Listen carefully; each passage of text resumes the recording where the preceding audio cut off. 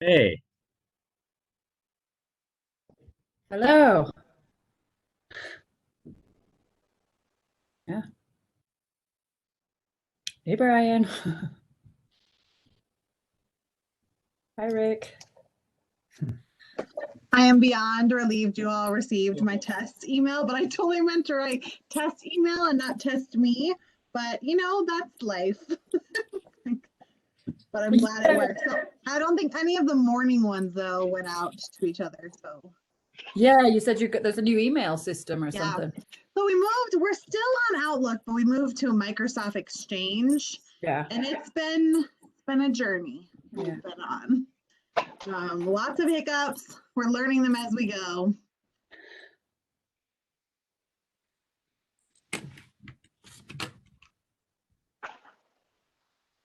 Well, I'm kind of winging it tonight because I'm not at home. I've been dealing with a family emergency at one of my family members' houses. Their pipes have burst, and I have been enjoying cleaning up a flooded basement all.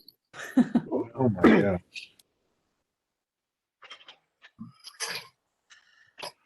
So we're kind of winging it. Let's see. We know that Chris Perret is not going to be attending tonight. Have you heard from anyone else? Natasha and I actually met earlier today, and she said she was gonna try to join. She didn't sound confident, but that's what she said. So I would expect her. And then I don't know about Eric. I don't know if you've talked to Eric. I have not. No, I have not, but I think he's planning on attending. Okay. But we've got enough to get started, so maybe we should just go ahead and do that right now.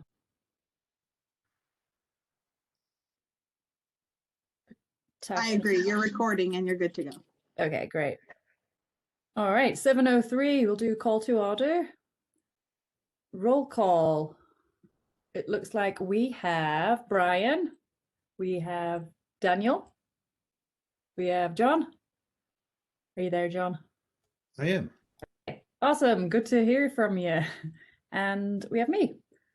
So we're just waiting on Natasha and Eric. So Daniel shared the minutes, the last meeting minutes on February 1st via Google Drive. Thank you for doing that, Dan. It was really easy. It was an easy way to make edits. I really liked that. I made my edits. Hopefully everyone else did. So I'm all good with the minutes as they stand. Does anyone else have anything to add? Was that easy enough for you, Dan, to do it like that? yeah, that was super simple because I could just, let everyone edit and then Yeah. I just sent out the final one in PDF form. Yeah, thank you. That was awesome. Are we okay to approve last month's minutes? I'm going to wait till somebody. I can motion to approve last month's minutes. Okay. Thanks, Brian. I'll abstain since I wasn't there. Well, I will second. So, public comment. It looks like we just have with us tonight Rick from the fire department, and we have Nikki. Public Works. I just have a couple quick things. Wanted to kind of try this out here. Since I've got a minute or two, is just a couple safety things. And Jessica, you hit on something already because you're helping somebody clean up a water pipe mess from frozen pipes. We've had a number of those in and around town, both businesses and residences, and that have caused quite a mess. So, boy, make sure you're making sure that you've got heat to where all your pipes are. And if you know anybody whose house is currently vacant or something, check with them, because if things start to warm up, we could have a real mess. The other thing, we've had a couple of CO alarm calls in town, which is great. That means that people have carbon monoxide detectors. So if you don't have them, please get them. Unless you're in an all-electric house with no wood-burning stove, you should have a CO detector. I think everybody's aware of what happened in Central City a couple months ago. The two firefighters that were killed because of carbon monoxide in their house. So that's just my 2 cents for tonight. Great, thank you, Rick. That is. And just to mention to you too, we're gonna have next month. We're gonna have Maya from the Boulder Shed Water Project talking. So I've got that on the agenda. Yeah, I've been on that email thread, so I've seen all that, and I plan to be there as well. Yeah, I'm looking forward to that, but we'll get to that later. We've got plenty to. Okay. Great. So I just have first thing on the agenda is the GoCo Resilient Communities update. There's really not much, no updates on the actual grant. It's just to let you know that we were able to submit that grant on February 2nd. And then the grant decision will be made on March 12th or March 13th, I think. Actually, I have a quick question from Miranda. Miranda, were you able to update the packet on the town GoCo page? No, I was just thinking about that today. No, I have not, but I will make sure to do so by tomorrow at the latest. Yeah, that's no. Perfect. All right. Any questions on that? Otherwise, we'll just keep cranking on. I will tell you that it actually got brought up in the wayfinding meeting, not the one that you and Eric were on, which was interesting. And there was a perception that we had already been awarded. So my wishful thinking, that's great. But I did end up sending it to John with wayfinding. I know you're going to talk about this shortly, just so they knew if awarded the funding, what that development area would look like. So we could see that he might reach out to FROSAP with questions. You know, again, it's a little premature, but I wanted him to know. Great. I'll just say hi to Atashna too. Hi, Atashna. Thank you for joining. You haven't missed anything yet. We're just on the first item. Thank you. So do you have any preference? Nikki, would you like to go first on tip, or shall I do wayfinding? You care? I don't care.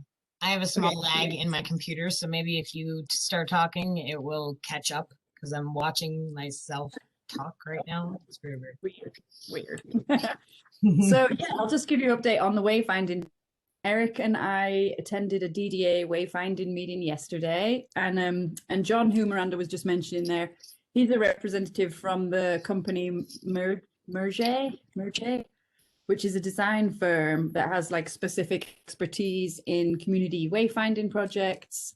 It looks like a very appropriate company. Their work looks pretty awesome. So that project is just currently in their very beginning discovery phase. And then I guess during this phase, consultants will be just gathering information, and it'll help inform the design of the whole system. So what they wanted to hear about was like desired connections between destinations. They wanted information might visitors want to know. We talked about vehicular versus pedestrian needs, and kind of what we might be able to do to encourage non-motorized transport around town. We talked a little bit about the potential of digital informational kiosks, or even a map-based app that works kind of off a dynamic database. And then we just talked a little bit about wayfinding design and how that should reflect like Netherlands' identity. But yeah, I think for the ProSAP side of it is we're going to want to contribute information about trails. I think the trails master plan will come into a lot. Is there anything after that, Miranda? I was hoping Eric would be able to add a little. I have a little something, just that we have reached out to CDOT to communicate about putting signage in there right away. Oh, great. Yeah, I mean, I feel like as far as this relates to ProSAP, I mean, I mentioned just some of the stuff like the pedestrian trails are not always easy to find. Like it's not, especially if you're not a local, like it's not easy for visitors to know. And I just used as an example, kind of that one on, is it Jackson? I think in between Jefferson and Bridge Street that goes up to the community center that you just take and kind of crosses up to the community center. So just little things like that, improving signage. So that's going to be an ongoing thing. I'm sure you will all be encouraged to pitch in on that, and it's going to meld in a lot with our trails. Just hand over all that information. Okay, Nikki, Yeah, what, when you reached out to CDOT about signage, what type of signage? I mean, what would it say? that's not me. That's Chris Peltier that's touching base with CDOT, and I'm not sure that he's made any kind of specifications as to what signage, just that there will be signage put into their right of way in certain spots. Oh, like directing them to a park or a trail or pedestrian crossing, things like that? This is Yeah. what the whole project is going to be, I think, coming up with those answers. Oh, okay, okay.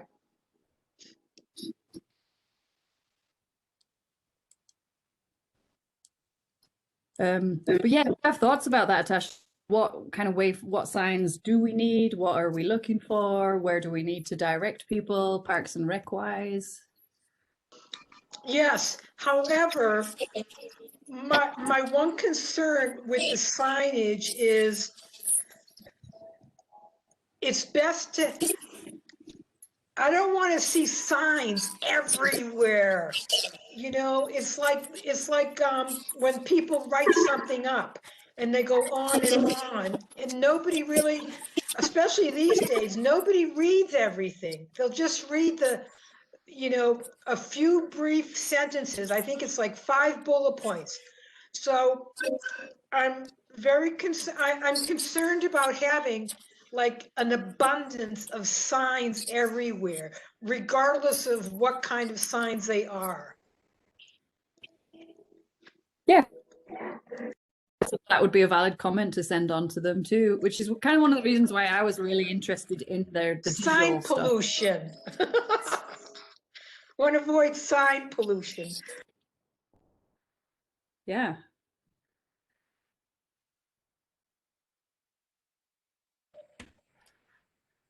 All right. I noticed that I'd been invited along to the wayfinding meeting, and then I think the meeting got canceled. I don't know if it got rescheduled or not, or if that fell into the email alias thing not working, but I didn't know that it actually went ahead. Yeah, and there So was Brian, I know that, yeah, there was like the original invites from Claudia and then new invites from me, and I think that caused confusion too.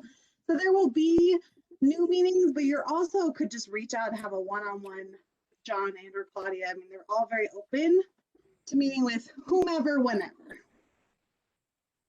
Okay.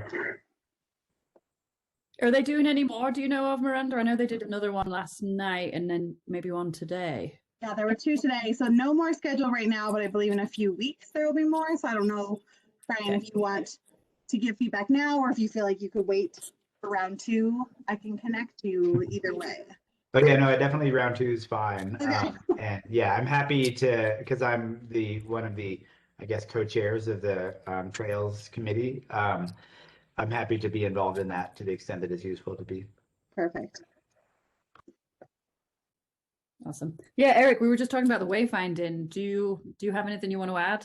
I mean, you didn't know what we already talked about, but oh, We can't hear you. Are you still having your weird? Oh no. still having his weird. What's happening? You're gonna have to hold. We heard you the other Hello? night. Hello? Hello. Yes, there we go. You can hear me? Yeah. Oh, awesome. No, that was a different issue. Last Oh. time, I just had a giant thing spinning on my screen saying audio connecting the entire time. Great. But we did talk about trails at that wayfinding meeting, Brian. It was brought up as kind of something to focus on and something that would be addressed. So I really think that to some extent we should probably move a little more quickly so that trails have some kind of vision before permanent signs get installed that address them, because that could be kind of bad timing if we don't move fast on that. We're gonna beat them.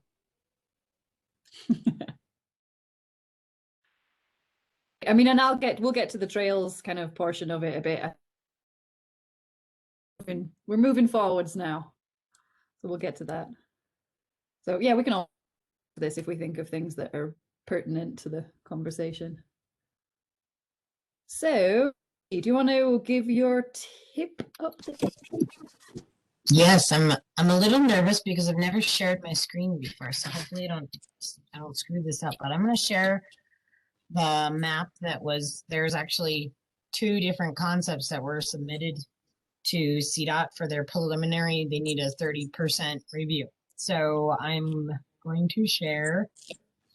I can. We're very forgiving audience. Hey, thanks. Oh, here we go. Okay, let's see. Did that work? Is it working? Oh, Perfect. perfect. Thanks. Huh. All right. So this is actually the map of the preferred design concept. There are only a few differences between the 2 different maps. But specifically on this one, you'll note that the sidewalk comes around the corner of Jackson, and then the crosswalk crosses to the RTD there, kind of where Nikki's Nook is now, a little bit before that. But this is the preferred design because the RTD does not support a sidewalk on the west side of Jackson or a crosswalk in front of their driveway entrance. And then the other difference on this one is that you'll note in front of Town Hall, there is a little dip out for parking, and the Neds has decided to reclaim their property. And so the sidewalk on this one is actually in our right of way. Not much we can do about changing the Neds part because of their reclamation, but the dip in for the loading zone parking is the preferred design here. You'll note that on these maps that all of these parallel parking spaces, that those are all parallel parking, but anyway, but the thing is that about parking is that parking is just stripes. So this could change. And there is still time to make minor changes on either of these design. And This is going to be diagonal parking, right? Not parallel. Not parallel, diagonal, right. So the diagonal parking, it could alter a little bit, but there's really not a whole lot of room to make it straight on parking in front of the Kathmandu and liquor store there. There's the way that it's set up now, you're backing out into the street and it's kind of a hazard and a pain. So the other map that we have kind of, here we go, this design here, you'll note that the parking in the loading zone in front of Town Hall is kind of out in the parking lot area. And then the sidewalk crosses directly at First Street where it intersects with Jackson there, comes around the corner in front of the Bryant house, and they do add another crosswalk in the middle of the RTD parking lot. But further west, that gray line represents a crosswalk that's already there, and RTD does not want another crosswalk here or here. Can you guys see my mouse moving? Is that? Yes. Yep. Okay, thanks. Sorry, newbie. Anyway, they don't want the crosswalk here. They don't want any other crosswalk here. They need it to be kind of clear and open on this side. And our sidewalk already, they drive on it all the time where it's at. So, let's see. And we're still researching what materials we'll be using for the sidewalk. And we are working on an exhibit to share with you guys in the group in regards to the corner of 119 and First Street. There, the property owner, I think I mentioned at the last meeting that Jeff has offered to create bicycle parking and bike racks on his little corner there. And let's see, I'm reading Chris's bullet points. So I'm trying to make sure I don't miss anything. So one thing about this is this particular design, it lines up better with a future dream, which would be to redo the sidewalks on this side that we just had to rip up because of a water break, and redo these crosswalks here. Once that happens, we redo the crosswalk and the sidewalk on this side, then this would be the only block in town with sidewalks all the way around it, which is kind of cool. So this plan here does line up better with the future of Netherland, and potential sidewalks around town and things like that. That's kind of what this is the preferred option. And so, are there any questions? Nikki, I'm looking at the map and, okay, so I'm looking straight at the map. On the left-hand side, because I can't read the letters, they're too small for me. So on the left-hand side, the furthest square over, that's the RTD lot? This lot here where my mouse is now? Yes. Yes, this is RTD, yes. Okay, and so then the pink is a sidewalk that right now doesn't exist? Correct. Okay, and then there's a crosswalk, and then across the way, it's where Ron Mitchell's like weird lot is right now, right? Correct. Okay, so those two crosswalks, the one in the RTD and the one going across where your mouse is, why does RTD have an issue with those? They don't have an issue with this map. Oh, okay. I'm gonna switch to the other map, and if you look at the, oh, that's the same map. Oh, No, that's different for a sec. Yeah, was it? that's different. Yeah, Okay. it's different, and but from RTT's point of view, it's the same, There right? The was- buses can turn and they don't have to cross any new crosswalks. I think I'm showing the wrong map. There was another map proposed that actually had a crosswalk that went right across their driveway. Oh, I see. Okay. And that's what I'm referring to. RTD does Okay. not want us to put a crosswalk here or to redo. They don't like this sidewalk here. Their buses drive on it all the time in order to make that turn. Yeah, And so they didn't want us to add anything into this area here. I see. Okay, I understand that. Sorry. That's okay. So then the middle square, that's like Ned's and Town Hall. And the pink is another sidewalk, right? So on this map, right here where my mouse is now is the town hall. Oh, okay.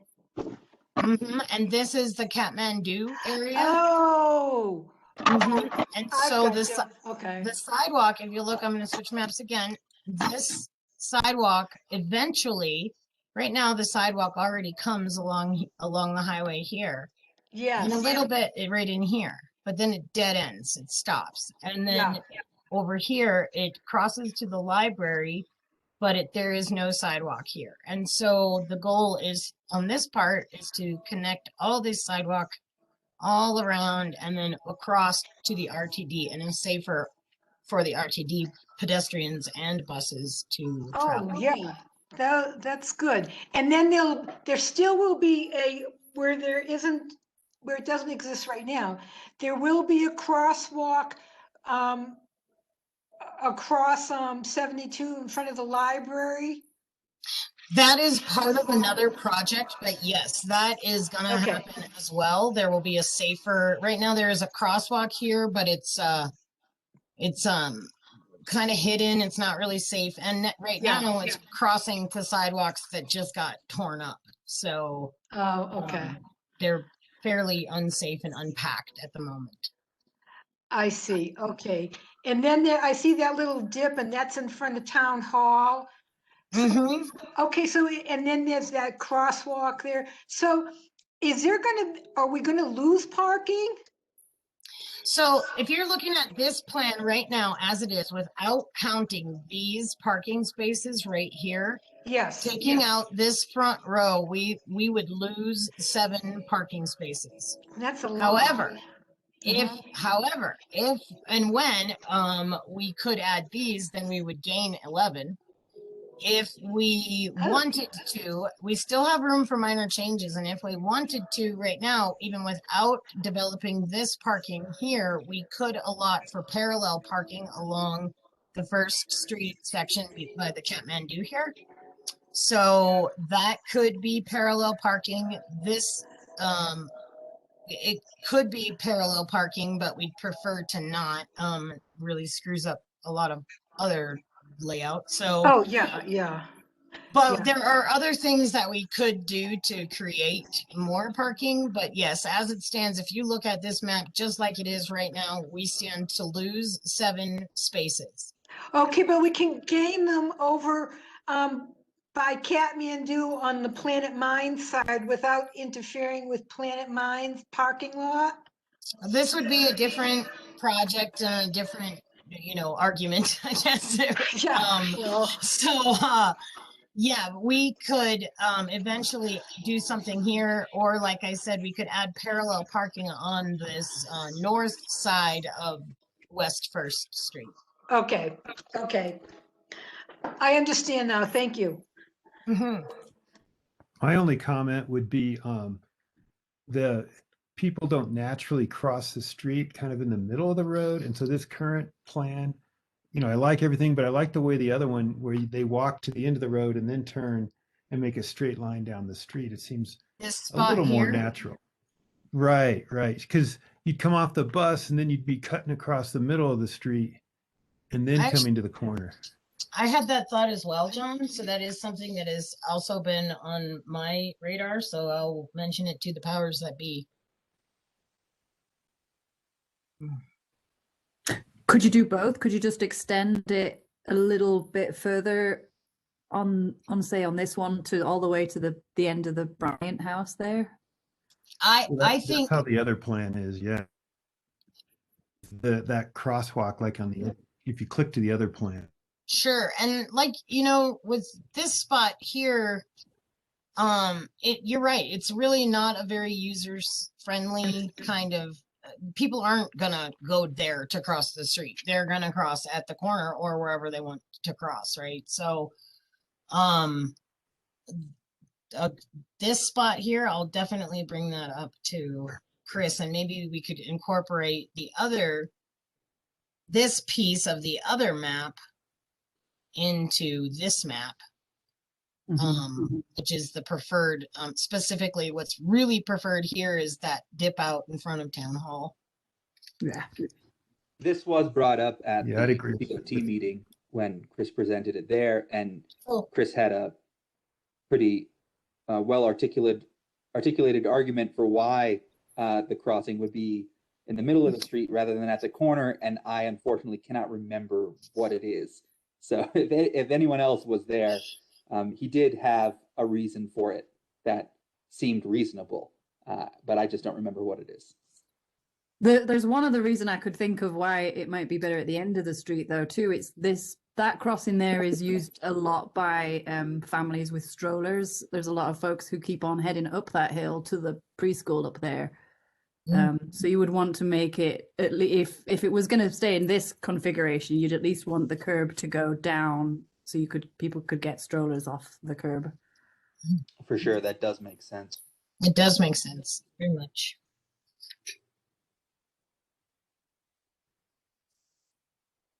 Is there any other question? I will stop sharing this if there is not.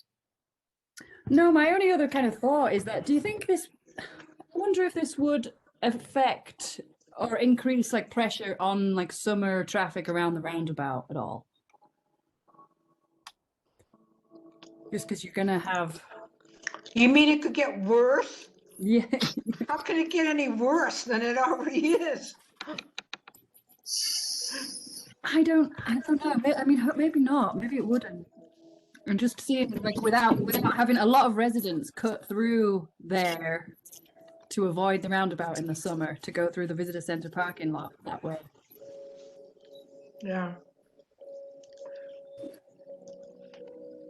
It's just So I don't know that that's ideal either, as kind of using a parking lot as a cut through. I don't No. think is necessarily how we should I didn't say it plan. was right. Yeah. Okay, well, I'm going to throw something out, in a way it is relevant to this, Nikki, and in another way it isn't, okay? There's a pedestrian crosswalk in front of the visitor center over to the pizza shop, okay? Historically, and even now, people still cross the road between Wolftown Square and the Rock Shop. Historically, that's where people have always crossed. And now there's no official crosswalk there. And it makes no sense because people still cross there. And I think for safety, there should be a crosswalk and one of those pedestrian signs. And I know it's CDOT. Yeah, you are correct. That's CDOT. But that is also part of another grant that we are going for or have gotten for this particular summer. CDOT's going to be coming through and redoing all of our crosswalks. Oh, nice. Audible crosswalk alert noise. They're like beeper things. Maybe you've seen them in Boulder. And then Fortunately, I haven't. Oh, lucky. And then so also then to add a turn lane at Lakeview. Oh, God. That's Miracles wonderful. do happen. Miracles do. Miracles do happen. Okay, so it is on the drawing board. It's just not public knowledge yet. Correct. Okay, great. Thank you. Okay.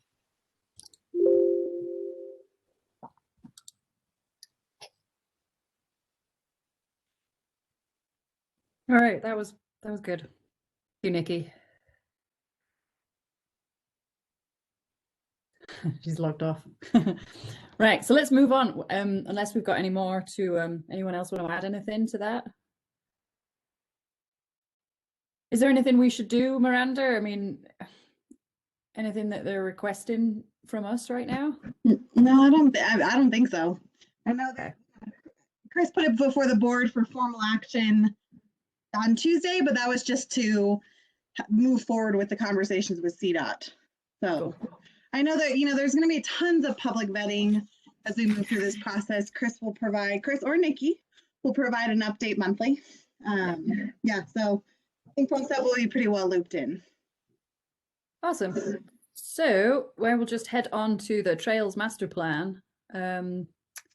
And I will turn it over to Brian and Eric. I do have a little update with the map, but I'll see what you guys have got so far.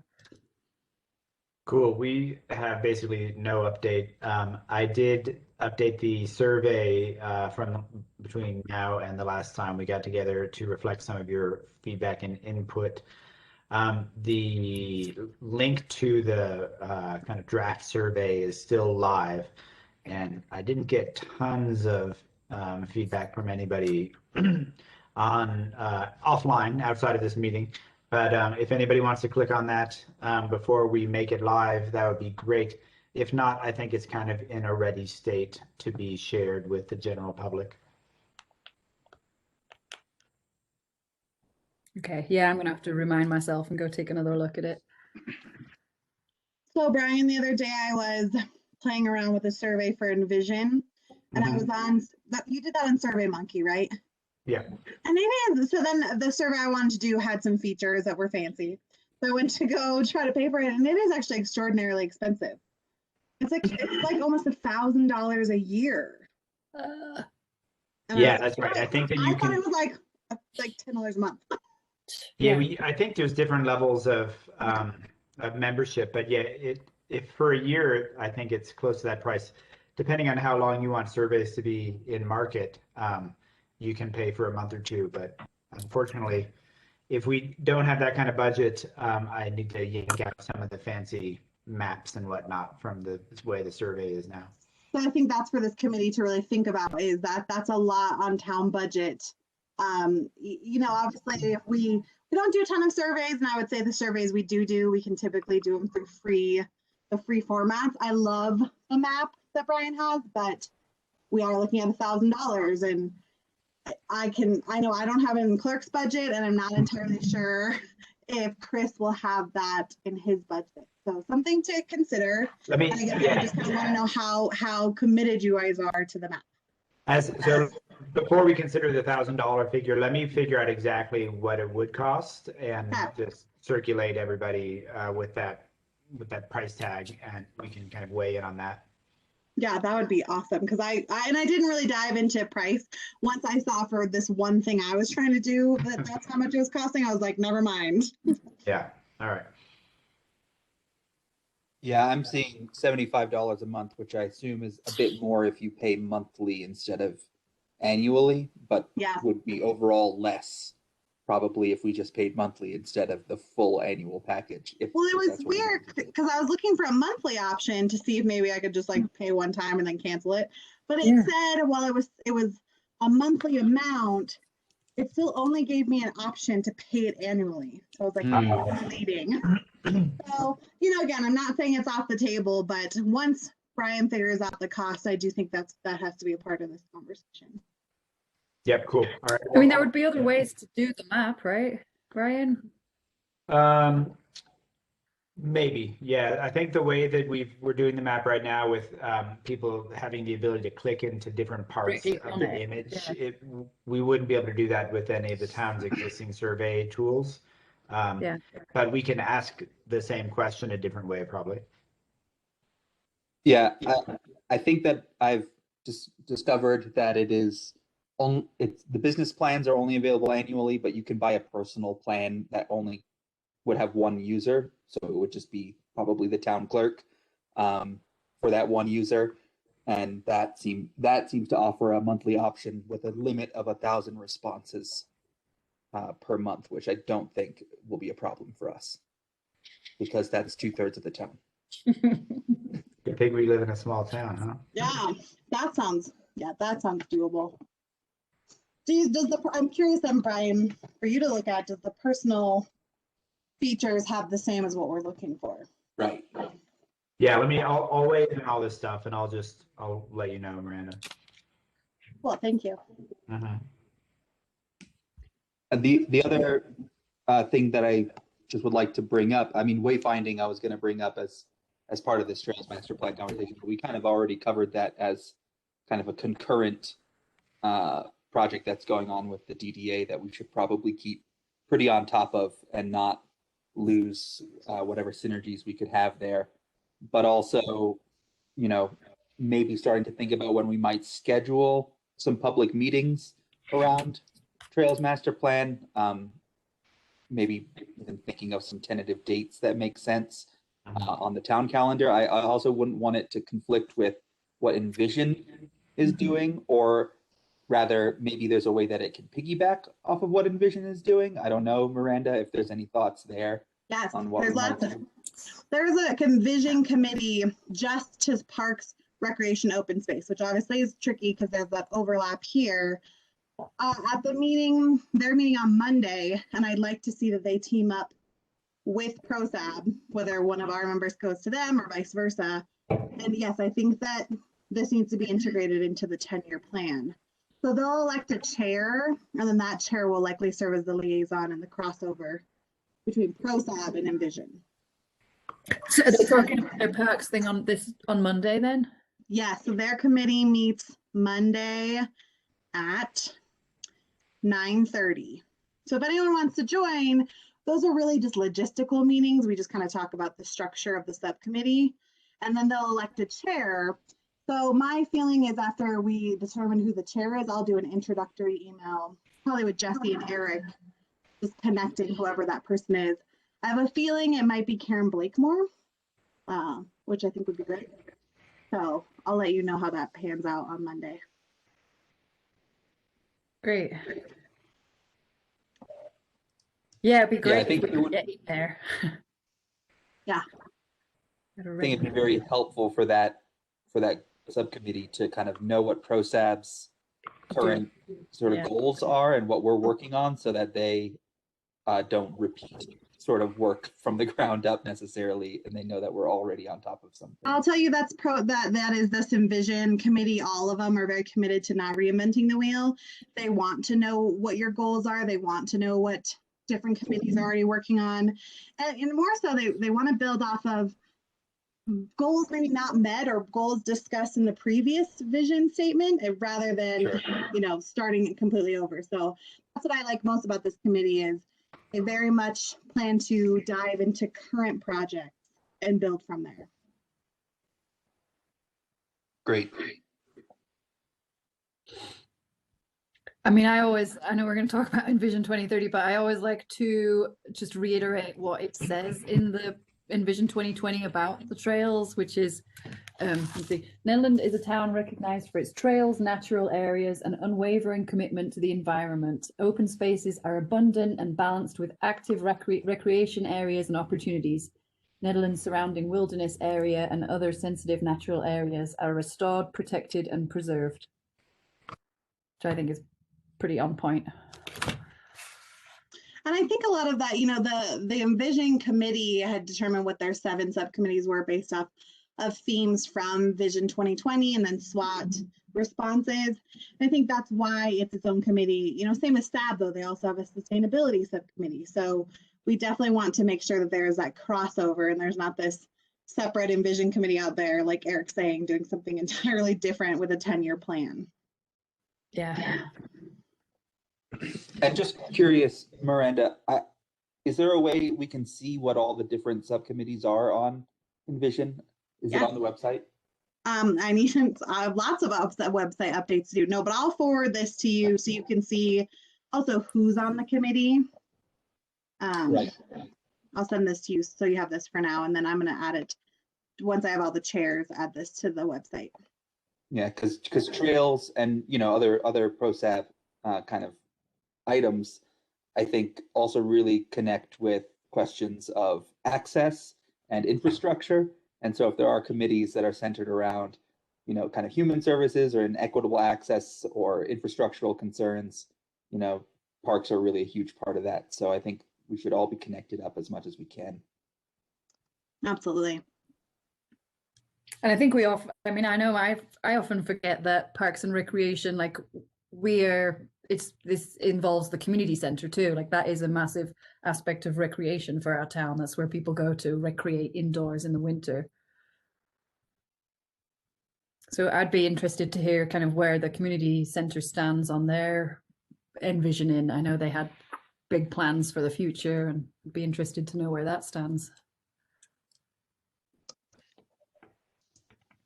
Makes sense. Yeah, we haven't gotten that far. And again, even if you wanted to join us on Monday, which you're more than welcome to, it's really just kind of, when do you want to meet? Who's your chair?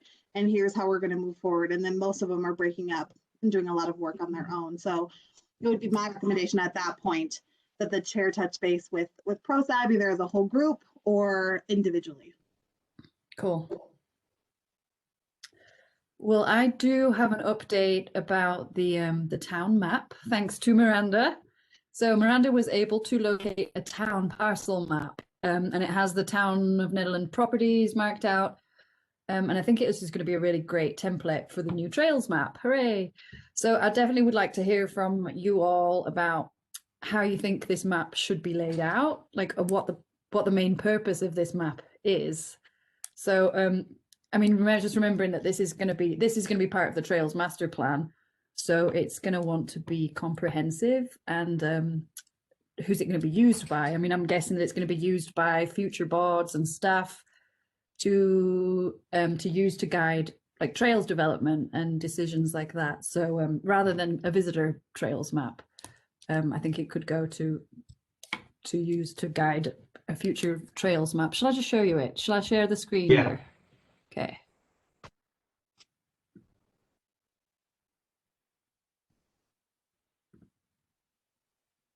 Okay. I am sharing Adobe Illustrator. Can you see that? Yep, we can see it. Okay. So obviously that's not right. But yeah, so that's what it was. Let me just share my screen. Tashna brought up Dive. a great point earlier when we were meeting that it looks like those are lakes. So if you want the color changed, we can change the color. But I what think it would blue be- is town property. Well, I think it would be beneficial to change the blue to green, Miranda. Yeah, and then some of these are not parks either. It's just town property. Right. So Right.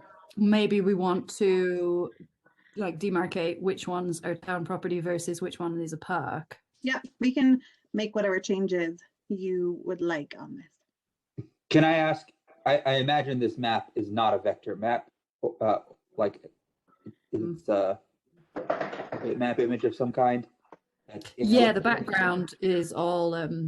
it's just it's from this, which is the zoning map. I see. So that's what. I would love to get a copy of that. The I'll send zoning you map that. for this one. Are they Both. different?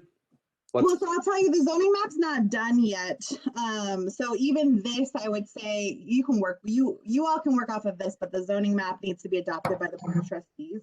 But I can send you all this document that Jesse has, and you can give me feedback on what needs to be adjusted. There is a zoning map though, Eric. Have you not got the one before the update? Yeah, I can send you the zoning map too. It's also, that's old officially now because we've changed some things around, but. Right. It would just be nice to be able to kind of make notes directly on something rather than try to write it out in a descriptive list. So the original file I sent Jesse has beautiful programs. It's a PDF, so you may just have to do, I don't know what program you have, but you I have have to do the sticky plenty note. of beautiful programs myself. Great. Oh, good. Okay. So I just ask that you be mindful not to share this too far out, just because we want to make sure we have the official zoning map adopted before this circulates into the world. So I'm not necessarily going to send it to the whole ProSap listserv. I'm just going to send it directly to all of you. Great. So you think one it would comment be- I would I'm sorry. think would be appropriate is, could we put some of the Boulder County open space that's, in and around the town borders? So as we think of trails and connecting, we can see, oh yeah, this is going to this part of the open space or that part of the open space. Oh, that's So a good idea. And that's actually so the reason we did this was because we wanted to separate out what was town property versus City of Boulder versus a forest space. So Jesse, do you mind if I just quickly share my screen? Yeah, no, please. Okay, so this is like color chaos. Bear with me when you're like, what is happening? It's a lot. There's a lot going on here. But here's the new zoning map. Oh, jeez. So as you can see, these blues or shades of turquoise, these are all different types of open space. As you see here, we have 4. So the purpose was to identify kind of all the different owners. For grant's sake, we really needed to be able, and so then what we did is, for the one you have that you're working off of here, is we removed all the other colors.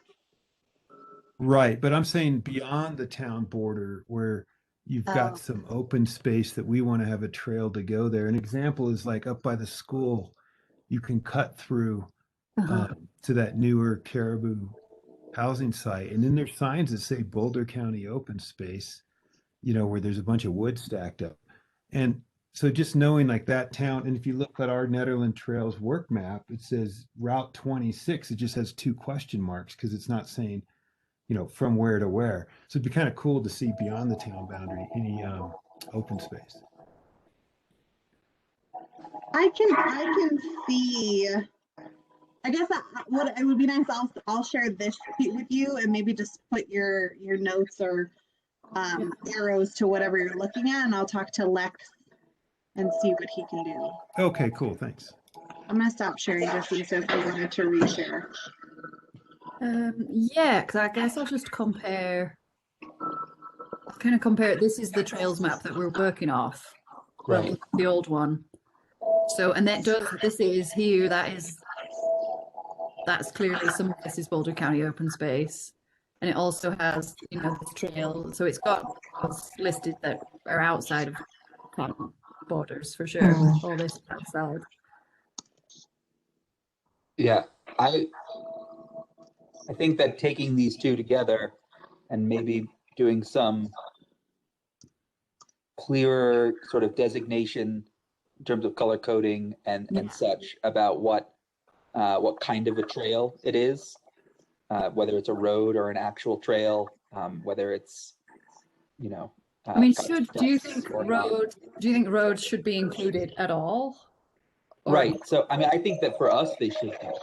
Yeah. Right. Like we need to kind of know what we're considering to be a trail, because I think those are all opportunities for looking at town right of way as opportunities to put trails alongside roadways in some cases. I mean, I'm thinking even like Big Springs Drive, right? Like that, wouldn't it be so nice if you didn't go around the corner and there were people walking down the middle of the road? It's kind of fascinating because it's so close to reaching Pinecliff there, or Baca. Right. It's so close. And there is that trail that, you know, goes down there. I can see it kind of listed. And to make that accessible, because it's in the winter especially, like it is so steep going down there that you're almost guaranteed to eat it, like trying to get down from Big Springs down to Lakeview. So, and I don't know, I think there are things we can do to better maintain these trails and to like prioritize specific areas and transitions, but we really need to map it and to be familiar with it in order to, you know, make those asks for public works to do things or for funding to do things. So I would love to have a mapping work session with ProSab. Like I would love to sit with this map and somebody have basically a digital pen where we can start marking things up and start identifying. Well, that's what I started doing. What I started doing was just adding these red lines to put in all these trails that are actually existing, and then try and use a different color to demarcate. I mean, like this one has got social trails, like the Stinky Gulch social trails on private land. And then this one, like I think one of the big things was we wanted to take out, or at least make sure that people realize that this is a road. Right. I think it would be great to do this. I would love to do this kind of together. I mean, as many people as wanted to participate in some kind of work session, because I think it would be really a valuable exercise for me, especially to know, you know, exactly where we need to start prioritizing ideas for where we need funding and where we might start writing grants for projects. Yeah.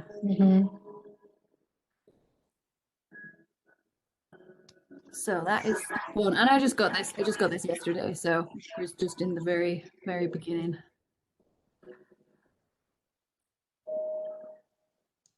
But yeah, different colors. Different colors would be good. Maybe make the map so that they're like overlays, because that map that Miranda brought up, it's so checkerboarded that it's just boggling. And so it might be better if the maps were broken out so that they were overlays. Yep, and you could toggle different layers to see different different ideas. Maybe even, you know, I'm thinking of the kind of things that, you know, me and Brian talk about if we ever do actually meet. But when we do, and we were looking at a map, we could kind of come up with some ideas. Like, okay, maybe there should be a connectivity trail here, and if there was a trail here, what would that look like? And we can make that a different overlay and a different option, and we can start kind of generating future trails maps as well as kind of identifying the ones we already have. Yeah. My preference would be to schedule something and not like make it so that Jessie is sitting there, you know, drawing out trails on her own. Because then when you look, like you say, Atashna, when you sort of look at the map when it's covered in stuff, it's daunting. But if you're part of the process of drawing it up and kind of making those determinations, then it becomes so much more clear. And I think as a board, we'll be able to address this more directly and more confidently if we are part of kind of drawing up the next version of the trails map. Yeah, and one thing that I would like to request, I don't know if it's possible, is, you know, I have old eyes, and you put these maps up and they're great, but I can't really read them.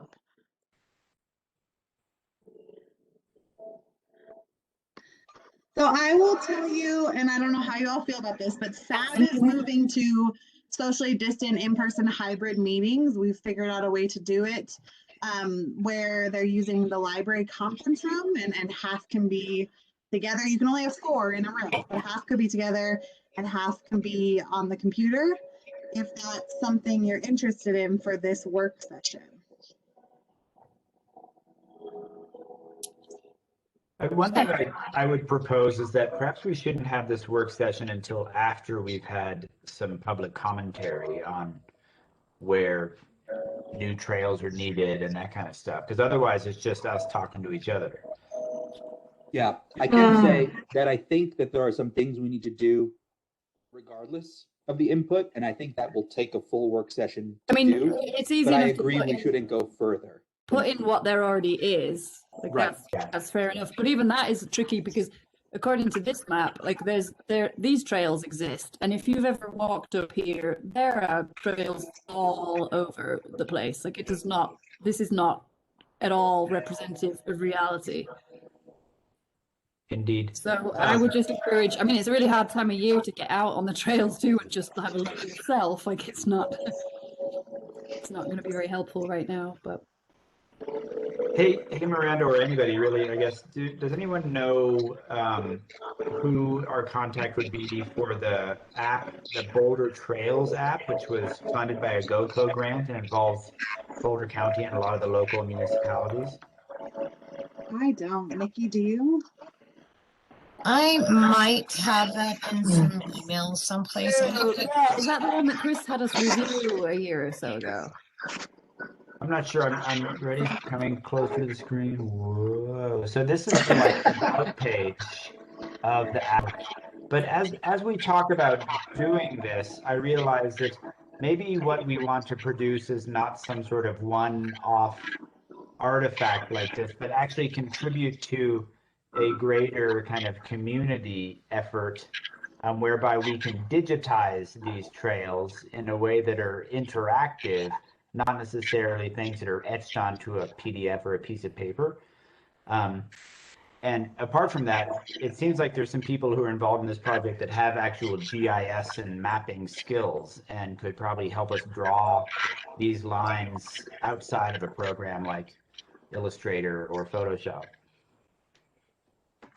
Yeah, I was thinking something that might be even easier would be to just use a GPS tracking app that records your position once every second or so.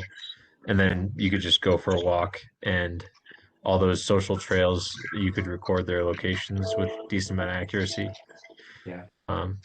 So yeah, I can work on that in the coming month or so. Well, and apart from that, Dan, would be to get in touch with some of the people who create apps like Strava, whereby people are already capturing and recording. Yeah, I was thinking all trails might be a good way to do it as well. Right. And I don't know if these people have the interest or capacity to help us out or to provide us with GPX files or something like that for us to use. But instead of you going out there and tracking yourself, walking every single trail on Ned, somebody has already done that, and we could probably just download it and use it. Yeah, I use all trails. I've probably got most of them mapped anyway. So. Yeah. So I'll take that action to try to find a way to contact all these different app making companies and see whether they have ways for them to share data with us. I would definitely like to find out whether we can get in touch with the people who built that Boulder County Trails app to see how we can contribute to it or how we can get data out of it. And I think the end goal would be to capture a more realistic picture of what the trail system looks like now in a way that's more future-proof than just updating this map every 5 years. And then the secondary goal, if we're able to accomplish that, then I think the next thing would be to gather the public input and feedback to find out where new official Town of Nederland trails should go or whatever, and see whether or not we can get those things built and funded and then added to this awesome new map that we've just helped contribute to. Got another thought on somebody to ask for some help with trails and that county parks. They've got a pretty active GIS department. They go out and map all their trails. A lot of these trails will interconnect with county park trails, so they might be very interested in having them have some accurate information. Not sure who's heading up that group right now, but they've got several people with a lot of good GIS skills. Yeah. I can ask around with people I know who are associated with Boulder County Open Space and kind of the Parks and Trails Department there. But again, yeah, Nikki or Miranda or anybody kind of has some historical record of I do. Oh, sweet. I just sent the contact information to Miranda over email and to Jesse on a text message. Okay. So her name is Christy Vander. It's a long last name, Vander something, and she is Christy Vandenbosch, GIS manager in Boulder County Open Parks and Open Space. That sounds like just the person. I'll get that info from Jesse or Miranda and start chasing people up. I just sent it to you. Okay. Hey, Brian, it's kind of funny you mentioned that. Went on the app and hit the About button. This application funded by, and Town of Nederland has its logo in there. So we've actually contributed to this. I saw that too. We did a couple of years ago. So Chris had us all review the Boulder Trails map app. So we gave input as they were developing that app. So does that app not have Netherlands trails on it then? I've never used it. From what I can tell, it has the majority of them, but there are definitely some social trails that are not included. Which might be because they didn't want them included. Yeah, that's a good point. I last had contact with Christy in February of 2019, so I hope that's still a valid contact. If not, probably find a person that can lead you in the right direction. Yeah. I think it'll work. I'll start knocking on that door and see where it takes me. Cool.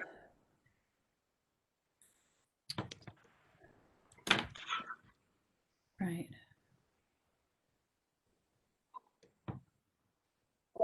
Let's see. Where are we? So, Trails Master Plan. Do we have anything else right now? I mean, I think we've got plenty to work on for that.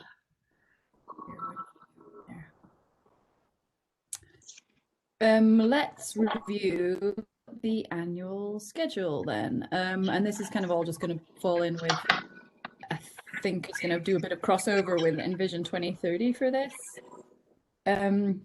So I know Atashna had sent us a list of, and maybe you should speak to this, Atashna. You went to the Envision meetings, and it seems like goals and priorities are kind of a main thing that has been discussed this week. So I'd be happy to review kind of what we've got as our goals and priorities, or what we had written down back in December.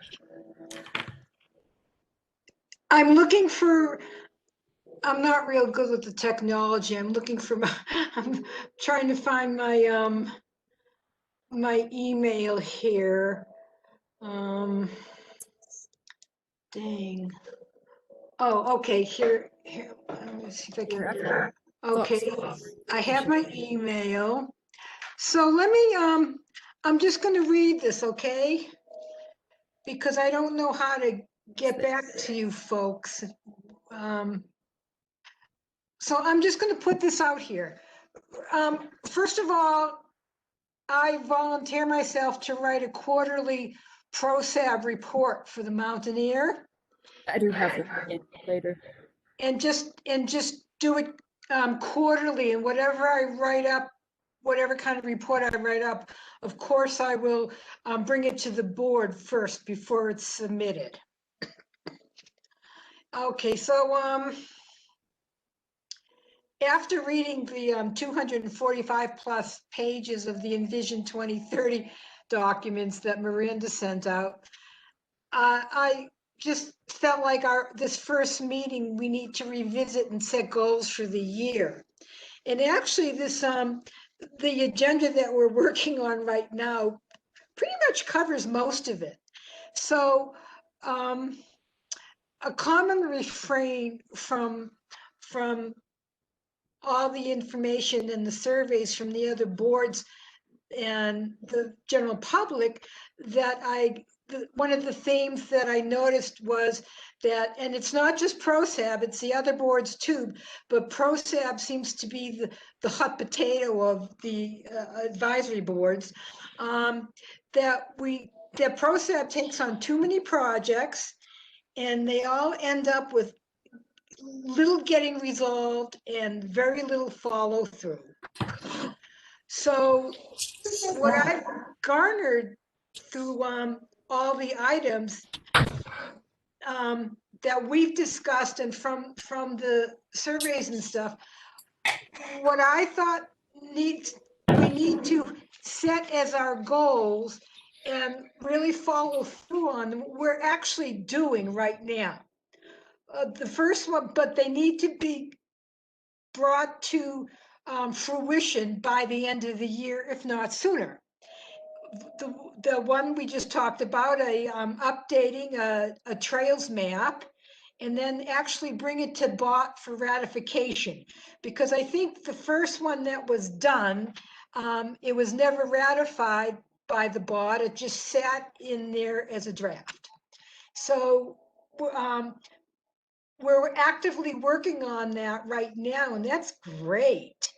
Another thing that was brought up, which we did, I think, 2 years ago, and it was, and to like just phenomenal acclaim, was to set an annual collaborative advisory board meeting that includes town hall. So, and I think with the first and last one that we did it in the multipurpose room.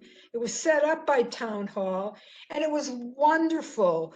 It went over really well because we found a lot of areas where we were overlapping, a lot of areas where we could collaborate in an easy manner without having it be piecemeal. Another thing that came up from the surveys and the envisions that I would like to volunteer myself for because I like history. And I think this came out of the planning, some people from the planning board or the zoning board. I call it a back to the future, it would be just a historical public projects archive going back to 2000, from 2000 to 2020.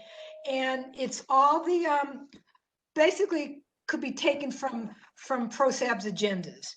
It's all the ideas that have come up, all the projects that have been suggested over the years, and their resolutions or their non-resolutions. And that would be a public document on the ProSab site so that somebody comes up with an idea of, let's say, well, I think that we should have a swimming pool here. And they have they may be new to town or they may have never been involved in town, or like, oh, boating on Barker, that's a good one, because that one goes back so far. They could just go, you could say, well, go and look on the ProSab site and see what projects they've been working on or worked on over the years. And then they would get some education and insight on boating on Barker so it isn't revisited again at naught. Can I just ask, how exactly, like, how would this be done, like logistically? Like logistically, what I would do is I would start by asking Miranda Oh, to poor somehow give me access to all the You can process. just go into Civic Web and look at all the past minutes but they don't go back 10 years. Well, however far they go back, what I would want to do is actually start with the agendas and just inventory the agendas. And then from there, look at the minutes and put together some kind of a project archive so that this would be on the ProSab site and it would be available to the general public. So Natasha, if you wanted, I can either like do a Zoom, or if you wanted to swing by the office, we could set a time and I can walk you through Civic Lab, like Jesse is saying, and show you where to get both the agendas, the packets, and the minutes. That would be great. Okay, so I'll do that. Continuing on, the other thing which we are already working on is continuing working on organizing and archiving the nonprofit assets information, you know, Netscape, tennis courts, Lazarus Skate Park, et cetera, So, and we're already doing those things. The last two things that I had that I garnered out of the information, okay, is, you know, I don't want to sound pessimistic. However, I don't think we're ever in the near future going to get a GOCO grant to do anything on Gercio Ball Field.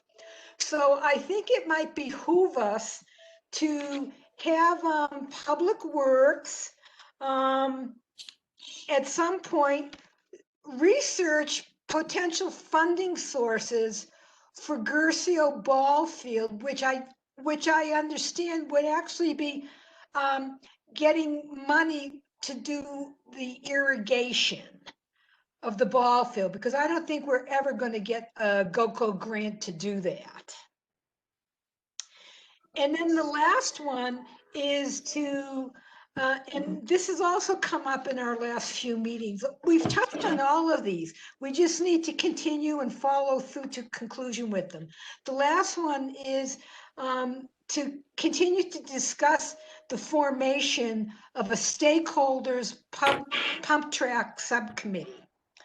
And my feeling is I drove around town, one of my excursions, and I scoped out places that in town that are accessible that may be a possibility for a pump track.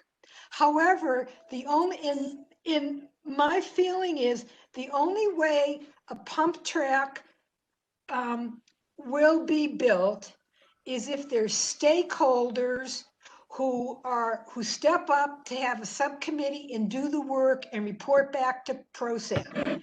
ProSab cannot be doing all the work and then saying, here, what do you think about it?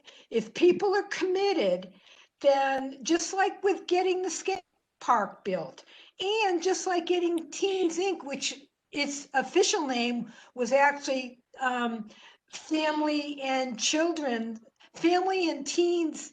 Center. The only way it's going to get built is if people who are stakeholders step up and do the work and then report back to the committee. So those are my thoughts on what the agenda for this year should be. Most of them we're already either working on or in the process of. Great. So a lot of those objectives that you've come up with do align with the ProSab 2021 goals and priorities that we outlined back in December, which is here listed. And I do have a list. You kind of can go back and we can check out what our goals were 2019, 2020, 21, 2021. And I kind of generally have tried to put them in order of priority. So if you have want to make any edits to this goals and priorities list, go ahead and say that now. So at the top of the list, communications, I added your annual collaborative advisory. I'm trying to get back to our site. Our how do I get back into our site? I'm in the meeting, right? I'm not sure. I'm screen sharing right now, so I'm just sharing these list of goals and priorities. So we have communications at the top. Next goes Barker Meadows Park improvements. Next, Netherland Trails Master Plan. forestry relations and wildfire mitigation input, AmeriGas property acquisition, bridge crossing, explore recreation district, and pump track subcommittee at the bottom, because I feel like those two are, I mean, this is definitely go ahead. And if you want to shuffle any of those priorities around or add or delete any. Can you make it bigger so I can see it, Jesse? Yeah, and also if you're on your computer, you should be able to zoom in just by getting your pinch your little fingers and spread them out, and that should do it. Oh, I can do that. Yeah, but that is that a little bigger? I'm tapping it, but nothing's happening. That's good. That's good. Okay, so some of these things I think are unrealistic. And they're unrealistic in the short term. They could be realistic in the long term, and Yeah, also that's definitely. I mean, there's kind of ongoing. This is going to be forestry relations is something that's just an annual thing. It's going to be every year, and then you have long-term goals, which is further down in the priority list. Yes, well, the bridge crossing that's something. The bridge crossing, and I think the bridge crossing is a long-term goal, and I don't think that's really in the venue of ProSab. That's a town thing. The AmeriGas property. Hold on. Are we talking about the City of Boulder Bridge? No, we're talking about a bridge that crosses over from Chipeta Park across to kind of where Snyder's Garage is, or Second bridge. An emergency access bridge. The emergency access bridge, I feel, is something that would be the venue of the town, the fire department, the police department, Forest Service, whoever. I don't believe that is appropriate for Parks and Recreation. That's an emergency services issue. Except that it would create a new trail. It would improve accessibility between Chipeta and Barker Meadows Park. So the bridge crossing was actually a fairly big thing that GoPro discussed, is that we can't, people cannot get a wheelchair or a stroller from one side of the bridge to another. Okay, yeah. Okay. So even if it wasn't an new bridge going in, I think it definitely should be on ProSap agenda to consider widening of the current Weir Bridge, which is very much kind of within our mission. Yeah, I think that should be on there. Oh, okay. But where isn't that the City of Boulder? Yes. Yes, and they are also very keen on exploring that opportunity.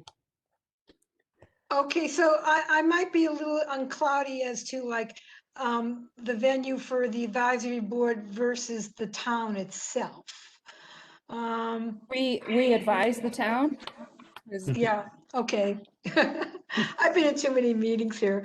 Okay, so the AmeriGas property acquisition. Long term. That's long term, and my feelings about that is eminent domain. Because that's we're not trying to solve it right now, Atashna. We're just trying to get the goal priorities in alignment. Okay, so that's a long term.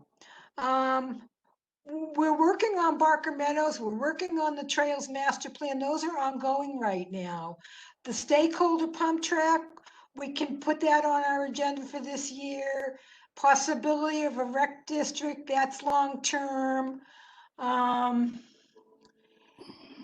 Communications, that's an ongoing issue. I think the Riverwalk is something that we can look into, but not this year. And boating on Barker is a no-go. It's done had its time. Easy. I mean, that's easy. Well, I mean, Riverwalk and boating on Barker, we didn't align as a priority to be on this current one, because it is, I mean, we could definitely add them to a long-term vision. Well, actually too, the Riverwalk has already been done. I mean, Nikki did all that work on the Tungsten Trail leading to Chipeta Park, and that's a pretty nice area. So that would constitute like, you know, the Riverwalk. And that's, As you can, I mean, this was just an old idea. So this is kind of Yeah. some stuff we inherited from previous ProSab boards. So it was the proposed walking trail along the Yeah. north edge of the creek behind the businesses. And like back in 2019, you can see we wrote, this is not a priority for the current board to tackle. yeah. So I think that we should just concentrate on what our priorities are for this year. Yeah, That which would- I think which is totally what we're doing. We're doing Barker Which Mark, is what we're doing. Netherland Trails and forestry relations right now, and Yes. communications. And I would include the stakeholders pump track and the communications and just kind of leave it at that. And that's our priorities for the year. There could be a little bit of adjustment, and we see those things through, and it's important to communicate that to the public. In terms So of that I have a forestry. question. Oh, sorry. Go ahead, Daniel. Just have a question about the pump track subcommittee. So after last meeting, it sounds like there's not a lot of appetite from the tennis and ice park for having that installed there. Oh, yeah. Nobody's gonna want it anywhere. So Yeah, that's just right. Well, I have 3 locations that might be possible. Okay.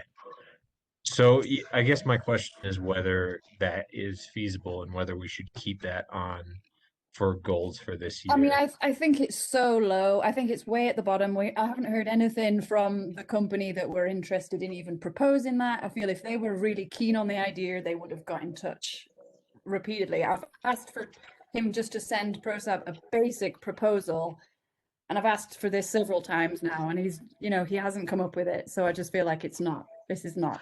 Well, top I five agree at that all. it's not a priority. However, some people from the town approached ProSab about it.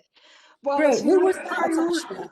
Who was that, Atashna? Because I'm in touch with Nick Busey, who's the one person who did email ProSab, and he does not like the idea. He's moving away from Netherland. He's Oh, he doesn't want to be a part of a committee. He wants a cement pump track built. Well, he wanted it. Now he doesn't care because he's moving anyway. So okay, so that's a moot point. that's the one person who's contacted ProSab. Yeah. I think that there was one other person, but if people don't come forward and say, and the stakeholders, parents and teens, Which they're then not coming if forward. they're not coming forward, then okay, we'll just scrap it. It was an idea whose time came and went. I think Well, it's it worth may come opening again, the but- discussion. Yeah, I think that we could strike that from the 2021 goals, Okay. and maybe revisit it in 2022 is my opinion on it. Okay, After yeah. talking to people, it doesn't seem like there's a lot of interest in taking it further at this time. Okay. So And then I I- think as like from the last meeting too, I didn't feel satisfied with the answers we got about why bikes were not allowed in the skate park. So I feel like I didn't get those questions answered that we had. Yeah, and my feeling is that any projects we take on, they need to be, a lot of the ideas, there's a big difference between when people are filling out a survey, for instance, what they say they want and what they really do want. There's a lot of contradictions. And one of the driving forces for ProSab and what the projects that we take on have to come from the residents of the town and the stakeholders. And if they don't have the investment, they're not willing to put the time in to do some of the work, they just want ProSab to do it all, then it's To that extent, worthwhile. would anybody like to continue the discussion about, should we add that to maybe next month's discussion about, continue our discussion about bikes and access, and kind of reopen that? I think we're all worn out about it. I know we discussed several months ago about discussing a trial period for bikes in the skate park and monitoring damage done before and after, if there is any, or. I think that's a discussion.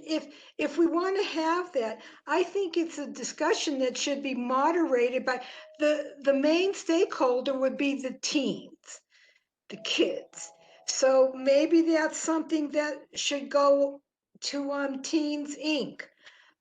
Talk to Stephen about moderating some kind of a discussion about that. And see if it goes anywhere. But not have it all rest on ProSab. Yeah, and again, I just think it's not a priority right now. So Okay, yeah, so then like Daniel said, just like we'll put it to 2022, and revisit it if it needs to be revisited. yeah.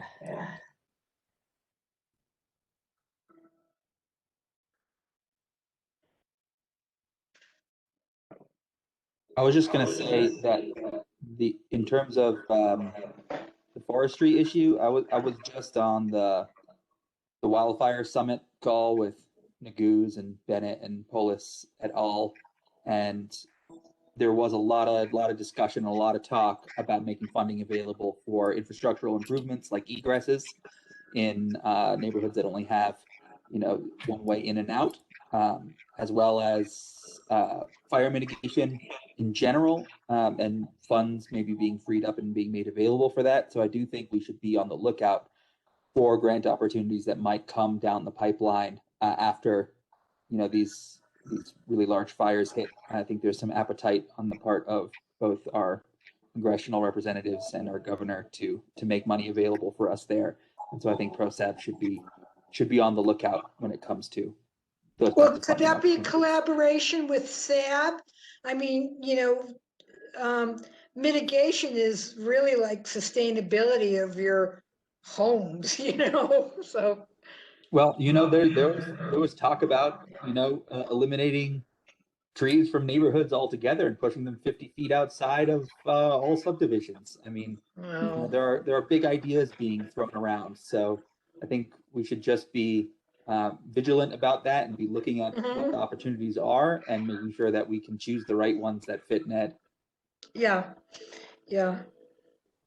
Do you know if I know that Saws and Slaws used to happen, and then I heard something about Axe and Snacks. Is that? Yeah, Axe and Snacks is what they've got going on now. It's coming out of Gilpin. That's right. It's not up here, but I don't see why there couldn't be some collaborations, probably through nonprofits, that could happen, and maybe do some fuel cleanup, especially in the Big Springs neighborhood. I think that would be really beneficial. I'm expecting, so originally I wanted to apply for Community Foundations grant, and then we learned that we weren't eligible, but they ended up with, I think, like $100,000 that they plan to push out for just mitigation efforts. And so Rick Hendrickson and I we already talked about this but we're waiting for that. And then, while it's not Saws and Slaws, we are going to start a Mitigation Monday type thing, which is like more of a social media campaign, where we push out information, kind of like Wildfire Partners does. So Rick just sent information today, and maybe teaming up and doing some videos. The mayor had a mitigation assessment done of his home, and he was willing to do a quick video of his experience. So just trying to do a marketing type campaign. Nice. So watch out for that. Watch out.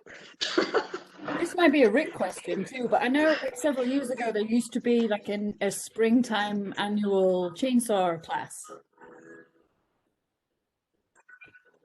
It would be awesome to bring that back. Yeah, I think that was done through Saws and Slaws when they Yeah, were it was. operating. Yeah, and unfortunately the Saws and Slaws name is stuck with the group in Coal Creek, and the group here wasn't willing to be, I guess, under them in some way to keep the name. And it is a catchy name, and I think that's what kept a lot of people in there. So there are a couple things going on with that. I'm actually taking a kind of a longish class on best practices and mitigation, which is all about organization and that sort of thing. It's not about which tree to cut or any of that. So really some interesting information just in the first couple of weeks of that. So some really good stuff there. So certainly I'd really like to look at some stuff, and I just asked Miranda to send me a copy of the map of town properties, and I think some of the smaller properties, if we can even this year start some super small projects with just staff, just to start showing that we don't have to cut down every tree in the subdivision. We can do little pieces here and there and really make a difference, and people can see that, number one, the town's doing something, and number two, that it's not going to be just a wasteland when we're done. I think those kind of little projects to start getting people motivated, along with some PR stuff, and it's going to take we're going to need to find some neighborhood leaders to get out and talk to their neighbors and kind of push the word around. But yeah, definitely interested in doing some of that stuff. Boss has also asked me to be the rep on whatever group ends up working on a second access through town, whether it be the Snyder Street Bridge over to Chipeta or some other version. So if somebody starts working on that, please include me in that email chain or whatever it comes with. One of the difficulties, like way back when with the mitigation, especially in town, was that a lot of the places that really were in dire need of mitigation, even if it was just to cut grass or ladder the trees, were rental properties. So sending information out was going to tenants when it should have been targeted to the landlords, and that was a big problem. Yeah, I think that's always going to be a problem, and if we don't get the actual owners to buy in and to even participate, put up a little bit on their own, those are going to be difficult ones, and I don't have a good answer for that. New taxes as a threat. That's my answer.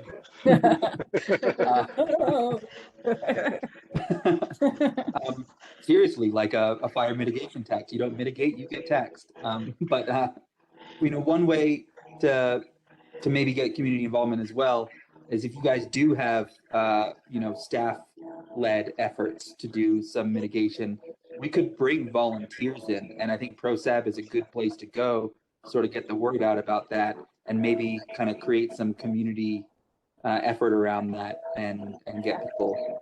I think that's exactly why like Axe and Snacks and the Saws and Slaws was so successful, because I know I've got loads of mitigation that needs doing on our property, but we just don't have the money or like the physical ability to get done what needs doing. Well, one of the things with that is start with the things you can do. Yeah, one bucket of pine needles a year. It's just like in 100 years I'll be done. Well, invite some friends and family over to rake your yard. But yeah, and that's one of the things that with that learning in the class is a lot of you need to get the buy-in from the individual homeowners and all that, and have them participate. Because if they're not participating, they're not going to stick with it. And to start doing what you can, even if it's tiny bits this year and tiny bits next year, it's a start, and it starts working you towards the final goal. That's a good point. And it's also easier to stomach that way. I think it's a lot about changing mindsets at the first beginning. Yeah, it can be pretty overwhelming. I was in the first Wildfire Partners mitigation program, and they came out to my house, and when they left, I was just in shock. And my shock was, I think, the same as most people who are ignorant of the program start off with. It was like, oh my God, I have to cut all these trees. Well, it's been a few years now. I've kept up with it, and I heat with wood. So I ended up taking out or having taken out something like 36 trees. And it was a shock at first, but I had enough wood. I had enough wood for myself to see me through the winter. I donate a cord of wood every year to some elders who don't have access to the wood. And it opened up my land, and now I have a lot of animals come through and a lot of sunlight, and I love it. But at first it was a shock. And it's like you're saying, Rick, you do a little bit at a time instead of being bombarded with a list of things that you need to do. Yeah, and some of it, of course, is very specific to our lodgepole. If you cut them all down, all their neighbors are going to fall down the next windstorm. Whereas if you start working at it slowly, you pick into it slowly. And I've learned that on my property. If you pick into it slowly, then they harden themselves and they last longer, and you slowly work that defensible space back bigger. And and one of the things that I was watching today in the news, or the last couple of days in the news, with all of the cold temperatures in Texas and other places and the lack of resiliency, and all this defensible space builds resiliency for us at the fire department. Because if we don't have to spend 3 hours at your house getting it ready for the fire coming, well, first off, we're not going to. We don't have that kind of time. But if a lot of the work's already done, we can put fewer resources there and go on to the next one, and we can maybe protect all 5 or 6 homes with one engine as opposed to one engine each one. That's huge for us. And that's a resiliency thing for the whole community. You know, one of the things that used to really help was the annual neighborhood roadside chip-in events. So if they would bring, if there's any chance to bring that back again, that was like a huge thing in our neighborhood in Big Springs. It was like everybody, you know, would really make an effort to get their wood piled by the side of the road for that day. That was a mess. That was a terrible mess from the public works standpoint of it. We had stacks of wood that were not stacked up neatly, and with only a couple employees, that would be really hard to tackle. I think we've got a little more interest at the fire department to help out with some of that stuff now, or I guess a little more resources, basically me, and some volunteers that we can sucker into getting out there. So I think there's some more interest in doing that. Also, Wildfire Partners out of Boulder County is still, you know, real interested. They're still working in town. They're working with people here. They've got grant funding to cover part of it. And, you know, like doing some chipping projects, I think are great, but they want to make sure we've got some kind of some overall direction to it as well. But that's kind of, I think, this group and town staff to work on, as well as us at the fire department.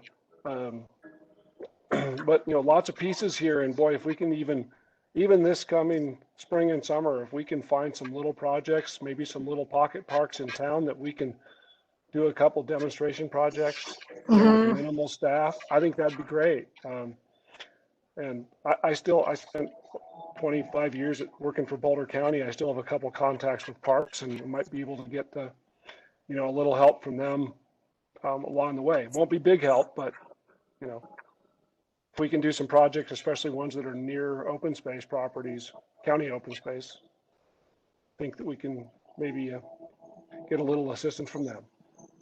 Did we have a grant to do that, pocket park mitigation? I feel like, did we not get that? No, we weren't actually qualified for it, right? We thought we were, and then as we dove into it more and I talked to each of the grantees, the grantors, they told us that we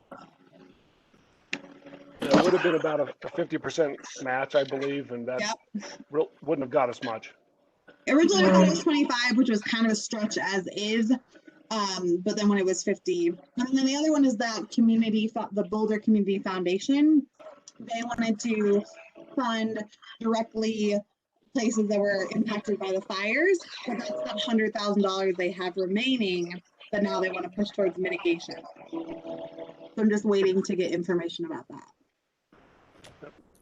Well, if there was a pocket park that was ideally placed and, you know, had kind of the right profile as a demonstration site, I'd love to know, you know, which one makes the most sense, or which which handful make the most sense. Yeah, which And one do you want to get your hands on? right. There's a parcel of land that we have that surrounds the caribou room, goes to the elementary school.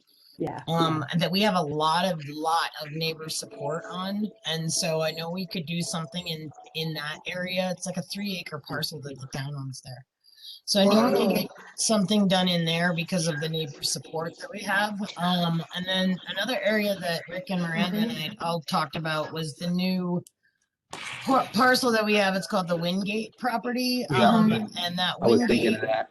that's the spot where it's most concerning with the direction of the winds. If a fire would start, that would really push it to town. So if I could dream a perfect dream, I would have 100 people in there this summer, but we'll see what happens.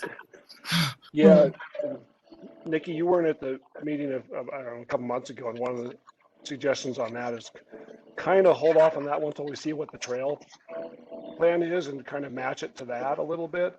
And another one that comes to mind is the curve on Doe Trail right at the entrance to, we're looking at an egress route, whichever version ends up going there. That's a town property in there too. And that corner is going to be pretty critical that we mitigate that for any kind of egress there. And that's another fairly small one, less than an acre, I believe. That I think small, we need to be thinking smaller than you might think as far as getting, if we get 20 people in an acre, that's a lot of work to do to really get it out there. Unless you're dealing with young, strong folks that do this are in the woods all day, every day, swinging a saw. For the rest of us, that's a long project. Well, maybe we can get some pizza lasagna out there and make a weekend of it or something. Yeah, we will. One of the issues I know that came up with saws and slaws was liability, insurance, and how to cover that. Do we have people running saws that are trained? Somebody's dragging limbs to a chipper and gets a sharp stick in the eye, or something happens, chipper goes bad. I mean, there's some big liability issues that. Sign a waiver. Yeah, that's rough too. But there's lots of ways to look at it. So. Well, maybe we could even partner with a local nonprofit, and in that way, they could potentially get an insurance policy for that purpose. And yeah, it's possible. I've heard might be some availability of folks through Teens Inc. For some summer work. They do get paid, and how we work that, I don't know, but. They're youth corps. They're quite pricey. Are they pretty pricey? Okay. Yeah. Yep. It's their youth corps through Boulder County Youth Corps program, and it is very expensive. For some of the simpler ones, we might be able to get an inmate crew, but they are in such high demand. Last I heard, up until COVID, super high demand for them because they're essentially free. I ran that crew a bunch a long time ago, and you get the right guys, and they're pretty strong workers and can focus, but you get the wrong crew, and it's a battle. I'm sorry. I'm on the board at the Wild Bear Nature Center as well, and of course they have a property out at Mud Lake, and I'm sure they would like to have that property wildfire mitigated. And they frequently have volunteer crews from corporate America come up to do help for them. So that's a possibility as well. You're talking about the Wild Bear property? Yeah. Yeah, actually, County Parks met with them, and I talked to them as well, and they're going to do a big project in there this summer and clean up a lot of that for them. Cool. So yeah, but any kind of resources that are out there with warm bodies is good. Right. Yeah, I'm really obviously interested in things being mitigated, but at the same time, I'm also looking for opportunities to get neighbors and neighborhoods sort of more directly involved in their own safety, but also their own forestry management, and sort of building it into the culture of the way that we live rather than just saying, oh, let's get someone from somewhere and pay them to clean it up for us. Like I really want to be a kind of a town that has that culture built in. I agree completely, and that's one of the things that I'm learning in this class is that if you do it for them, it doesn't work long term. You get it done this year, and then in 5 years but if you get them to buy in, and like you said, build the culture that this is what we do. And if any, this is a great year to do it. We had the fires close by. We all saw the destruction, and if we can get the interest going and get the community involved, now's a great time.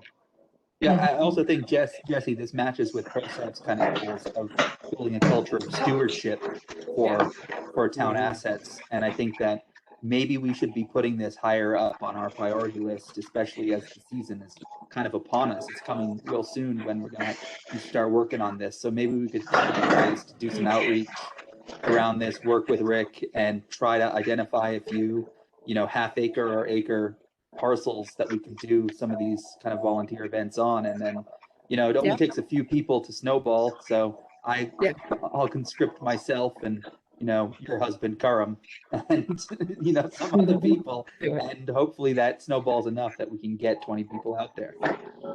Yeah, I think building a culture of stewardship is a good way to put it, for sure. Yeah, and you get the community groups and the neighbors all in to help, and the immediate neighbors and even the distant ones who just want to come out and work for a day. But absolutely, even if they are neighborhood groups together. Yeah. So we just need we just need rhyming words. That's all. Yeah. We need a catchy name. All right, chops and slops. Oh, nice one. We'll feed everyone gruel. Netherland gruel. Porridge and pines. Yeah. This is Urban. I think it has to be slash and hash. Ooh, nice one, Brian. Yeah, nice. Yeah. I like it. And on that, we can make the Kind Castle fund it then. And I'm not even really joking there, though. I think that having kind of, we've talked about buying a bench or buying a tree in a park, but maybe instead of adopt a highway, maybe it can be adopt a stand, like a forest stand, and you can be part of helping us all live more safely. Yeah, maybe adopt a park kind of thing. Yeah, for some of these pocket parks and things, and bring it back.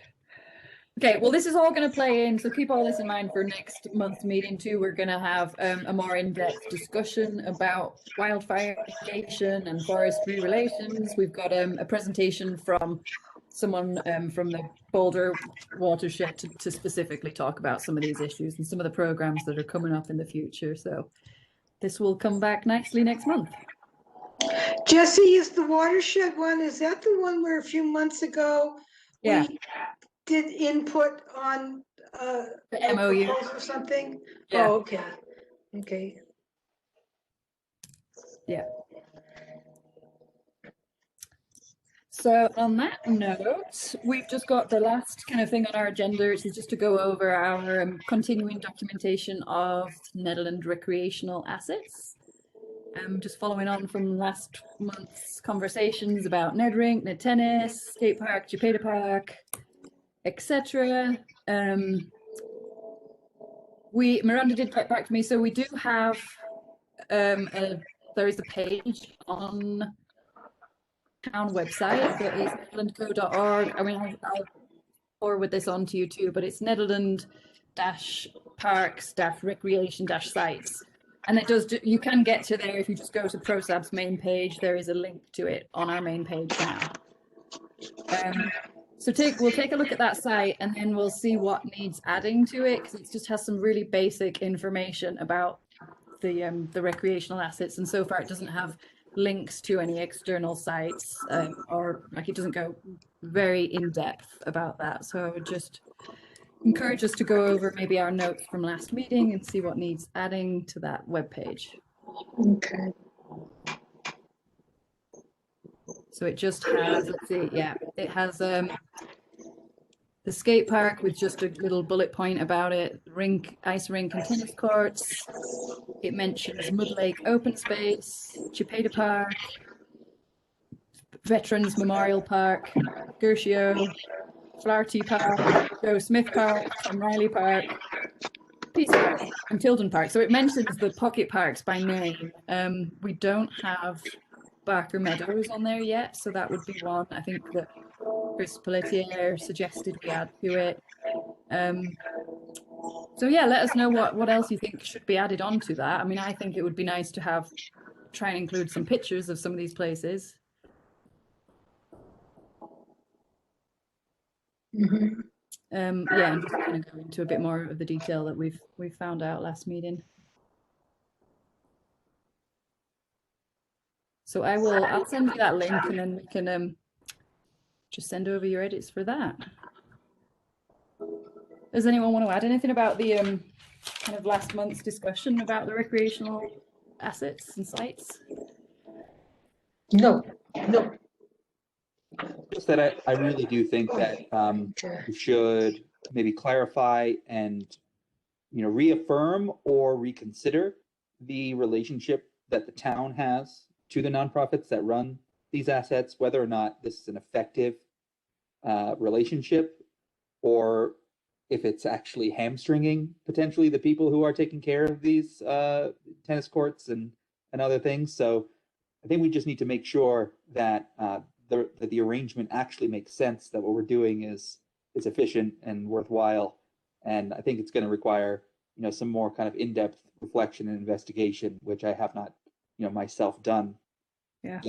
But I do think that it should be in our thinking moving forward. Is this actually the way that we want to maintain and operate these assets? Is it working? And is there a better way? Mm-hmm. Well, Eric, this might be a little bit premature, but however, what I gathered from the discussions that we've had so far about it is they are not efficient, the relationship is not working, and the nonprofits that are still in existence will not be in existence much longer. Yep, that's what I've gathered myself as well. But at the same time, perhaps we are not in as flexible of a situation as we might like to think, and maybe there aren't clearly better options right now unless we do some kind of major restructuring. And so we just need to really think through that, I think, and figure out how we envision these might operate efficiently, what we would need to do to get there, and then start thinking about what the right course of action is to take. I mean, with both the skate park and the tennis courts, they were projects that were initiated by ProSab members who created nonprofits to create these recreational assets. Then they left ProSab, and then they continued on with the recreational nonprofit. Yeah, well, another part of what you just said, though, another recreational asset and then a nonprofit to, it's definitely a lesson to not do that. Yeah, another part of what you just said, Jesse, is that their kids grew up and moved away. So, there go the stakeholders. They're stakeholders as long as their kids are young. Once their kids grow up, then they're not stakeholders anymore. Yeah. And from a town perspective, what we can't do is kind of allow assets to go derelict, right? Like from the just from a purely town asset perspective, we need to make sure that we do have a adequate mechanism for maintaining these resources, and we're not entirely reliant on nonprofits that aren't actually kind of that associated with the town anymore. I don't think it's a good move moving forward to do that again, as Jesse said. But I think we need to find a solution to these issues that have come up now that it's been done. And I don't know what it is. I personally don't know what the solution is, but I do think we all need to be thinking about that. Yeah. Well, the long term, what's the long term? I mean, the long term when these things were created was maybe, I don't know, maybe people thought of long term, like maybe 10 years, but we need to we need to envision longer than 10 years. You know, maybe it's like for a few generations. And to me, that means putting it in the town budget, right? Oh, Because definitely. when something's in the town budget, then it goes on year, and Mhm. you know at least there's a baseline there. Yeah. And I think that we need to think about what that baseline needs to be, and then how to get it into. To me, it's how to get it into the town budget. Now, I know that there are some other ideas out there, like you know, a Parks and Rec district, but then the question would be, of course, how that operates and whether or not town is willing to relinquish town-owned assets to a pseudo-governmental entity that would include people, you know, outside of the town of Netherland. However, It's very challenging. from the envision statements and the surveys and other historic documents, and we heard it from the speaker, I think, with the last meeting, there is a lot of support from different organizations, agencies, whatever, for moving towards a rec district to ensure the stability and the viability of these assets. But it is a long-term thing. Stop. Yeah, I mean, the question would be, what is the map of that district? How far does it actually extend beyond Netherlands town boundaries? Yeah, And- so many questions. Well, I Because, think you know, I think the library district really created a, you know, it created the whole scenario because they did a lot of work and it worked out pretty well because, you know, I mean, the residency of the town itself is very small. But when you think about who uses all the assets, it's Yeah. not just, you know, it's people, and you think about the business owners and you think about the volunteers, the majority of all that I've just mentioned comes from outside the town limits. yeah. The question is, do we want to go all the way to Gilpin? You know, do we want to go all the way to Allen's Park? Like, what are we talking about when we talk about a Rex district? What are the Yeah. boundaries? That's something that needs to be considered. And then also, we have to remember that there's not really any money in libraries, but there's a lot of money in recreation. Yeah, well, it has to And so pay it's for a- itself. It's a different set of interests that might be involved in trying to push for a very broad Parks and Rec district that could levy taxes for the sake of, you know, maybe some more business or corporate oriented projects in the region, which is something that I think we need to be very careful about.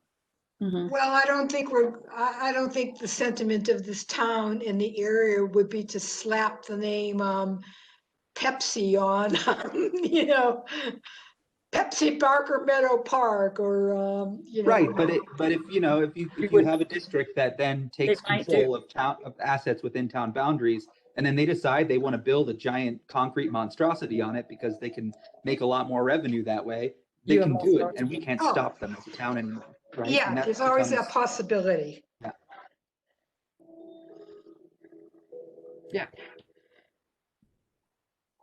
Anyway, the only other thing I would add to the website would be a link to the, well, you've got there's a link, there is a little link to the community center, but it doesn't mention under there what it is. Yeah, the recreation district is definitely a big conversation. If you want to go ahead and get that on the agenda one of these months, we can totally do that. Well, that's a real big discussion. And I think that that's something that, you know, it's a long-term goal that might be best served either next year or maybe towards the end of the year. And I'm saying that I could see it very likely that Envision wants to pick that up. So they're not going to run with it. They'll just identify kind of milestones of working towards that if that's what they decide. But if they do, because that showed up in the surveys quite a bit, you know, again, we'll make sure that ProSalv and that Envision group are well connected. But Yeah, I would be surprised if they don't. if you end up with an envisioning group that's really for a recreation district and a parks advisory board that is really against it, like you're going to get unnecessary conflict, which would be silly. I think it'll be important as Envision moves closer towards their goals and then their specific objectives that ProSab signs off on those, because that Envision committee will disband in 6 months and ProSab will be tasked with carrying that forward for 10 years.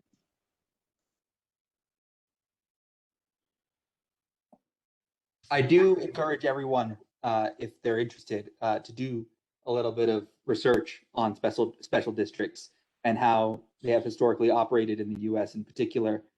They're a very fraught, very strange, and sometimes very dangerous, and sometimes very powerful and very beneficial to communities. So they have it's not guaranteed, right, that it's just a good thing to have a special district that can raise taxes for parks assets. It's not necessarily just, a thumbs up.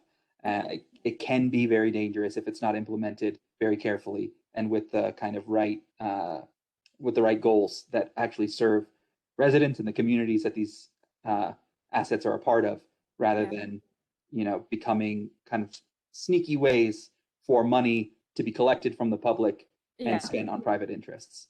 Exactly. I think like ProSab's mission is it's to find a balance between recreation and protection of the natural resources that we have.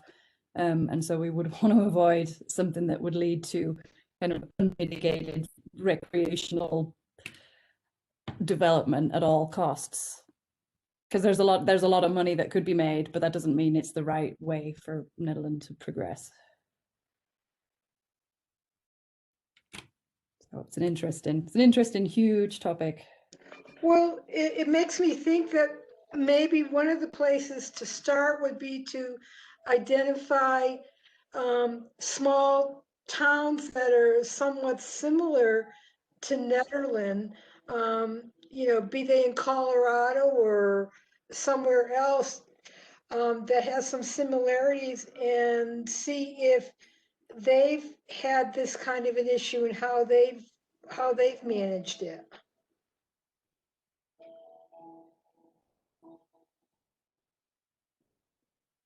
I don't know where that would be, but. Well, I'll tell you that DOLA, the Department of Local Affairs at the state level, does have a database of all the different parks and rec special districts in Colorado. And so, you can go to the DOLA website and you can see them. There's a little map you can click on and see all the rec districts. So that would be a good place to start. Okay, I'll look into that for the long term. Yeah. And then the only other thing that I was going to discuss, if we have finished up recreational assets, would be just touching again on Barb, Hearts, and Mountaineer, the proposal that she came up with, Tashna, that you have offered to write. Yeah, so Barb Hart approached ProSab and asked us if we could write a monthly article for the paper, as both the DDA and town staff do so. I did say that's kind of a lot to ask for a volunteer board, considering those other two entities are being paid for such services. Can't the Mountaineer write an article about us? Oh God, you wouldn't want that. You wouldn't want that. Jesse, what do you mean they're paid? Oh, well, the DDA pays, it's the director of the DDA that is writing those, and she's being paid $40 per article through the DDA to write that. And then the town staff, obviously they're town staff, so they get paid to write the articles. But we're advisory board, so I just said it's probably not likely that we're going to be able to commit to a monthly article. Well, yeah, a monthly article, and there's really not much to put into a monthly article. That's why I suggested like quarterly, much better. Every 3 months, a small article, and I could do it. Thank you, Tashna, for generously offering. Entertain myself. No, that's really, thank you. Write a manifesto.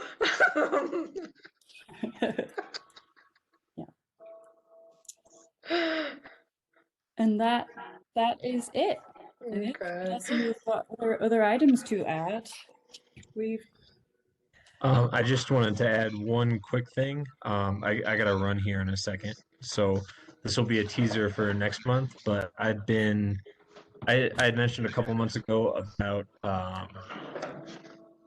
maybe making a disc golf course, which I know plays into the whole creation of more assets when we have trouble managing existing ones.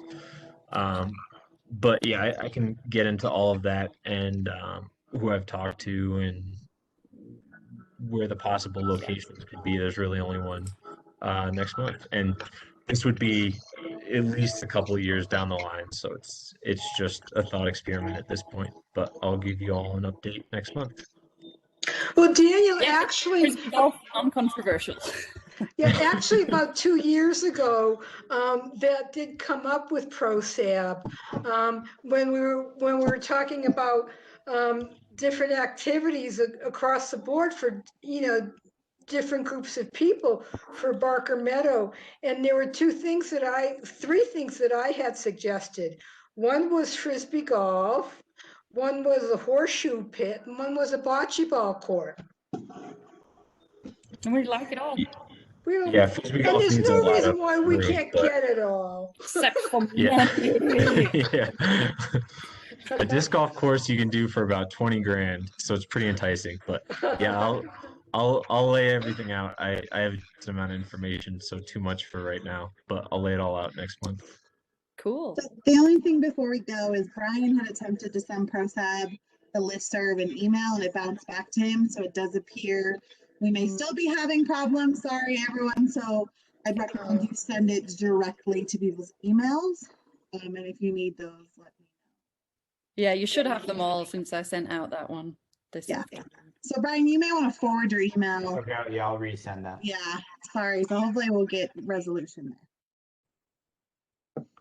Right on. Thank you. I definitely have the feeling that I am forgetting something. It's like my everyday life, Jesse. Yeah. Yeah, me too. Yeah, I think it's everyone's everyday life. What day is it? Who even knows? Yeah. Okay. Hey, Miranda. Yeah. Can you see me? I can see you. I have to keep my video off because of hosting and my bandwidth is terrible. I can lift my arm now. I can move it. Yay! That's fabulous. And I had a really weird thing going on before where Atashna's video was flickering and it was like Eric and Atashna's face was mixing into each other. So that was oh my gosh. Good disco. Yeah. Jesse's just having a rave in the living room. All right, folks. I think I need to get off Zoom or whatever this is. Okay. Actually, Thanks, 9:09. Thank you. Yeah.